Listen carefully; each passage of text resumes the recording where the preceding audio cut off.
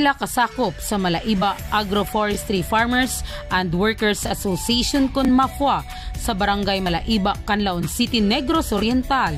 Nagsugod nagpamaligyag kape. Ang MAFWA na organize tuig 1992 pinaagi sa DNR o giabagan sa Department of Agriculture sa paghatag og mga coffee seedlings.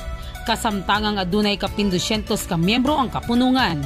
Sa karon, moabot og 75 ka kilo sa Arabica nga kape ang maproduce sa ubang miyembro sulod sa usa ka semana.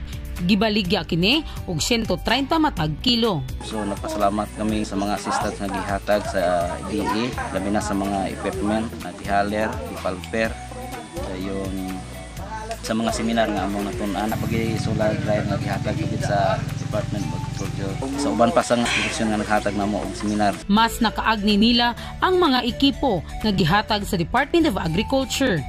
Karon kay pag-harvest nimo, pwede mo pagrekta nimo dayon og ipalper dayon pagkahuman, idihal na nimo. So dali kayo. Ug mag-usa ka sako di gani habdag usa ka oras gani. Sa una sa manumano, lugkon man gid nimo. Dugay jud ang maglubok. Ako kayo pasalamat sa Department of Agriculture sa mga assistant na nadawat namo, mga seedlings sa kape. Karon gibudsa na namo. I-encourage na ko ang mga katawhan, labi na mga miyembro sa MAFWA Association. Noon ta ilahang mga kape karon, ilahang atimanon, ilahang pabungahon, kay kwarta ang kape. May pasalig ang Department of Agriculture nga padayong musuporta sa mga mag-uuma ug adunay igong merkado kung daghan ang mananom og kape.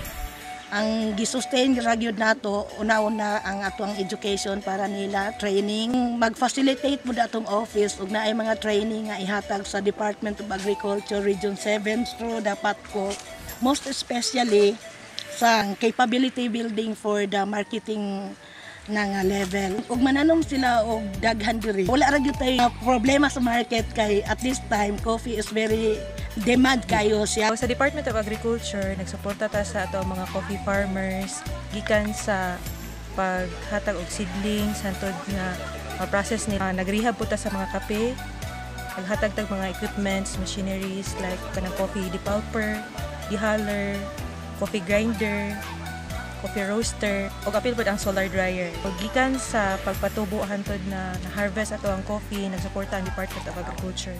So hantod sa pagbaligya, nag-apil po tawag suporta nila. So kulang ang production sa tong kape karon, niya nagkataas ang demand sa kape sa merkado. So ato ang gi-encourage tanan na farmers to grow coffee. So diri sa Canlaon, hili man ang ato ang area diri kalabanan. So makatabang po ni siya sa ato ang mitigation sa soil erosion, then to increase sa income sa tong farmers.